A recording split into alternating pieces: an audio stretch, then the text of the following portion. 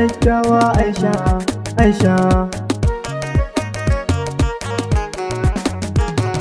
Ƙaunar ki ce take min yawa, kan san kina zaman towawa, zan baki so ki bani kulawa. Ƙaunar ki ce take min kawa, na zo gare ki har da fulawa.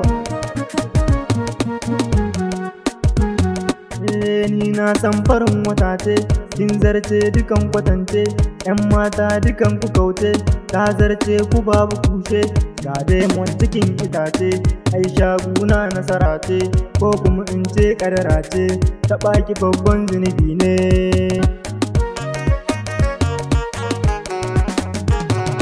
Rugo gare ni 'yar kyakkyawa, fuskar ki ta fi magwalkawa, in ganki shi yake ban nutsuwa, ke ce beautiful kyakkyawa, baby gare ni ke ce fawa.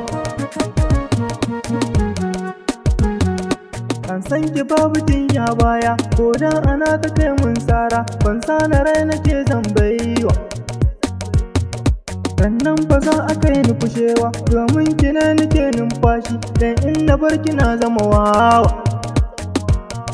Na zo gare ki neman sauki, dan zuciya kike yin mulki, in babu ke aka yi ni kushewa. Bacci nike akwai ki mafarki, kai ko ina na je zanganki, an ce na barki ni kuma na ci, wallahi kanki zan shiga yaki. Ni dai ki so ni na huce kowa, in kika bar ni bani da kowa, daman su kan kira ni da wawa, domin ki zan shiga kokowa. Sanni da yar fara kyakkyawa Aisha, Aisha. Sanni da yar fara kyakkyawa Aisha, Aisha.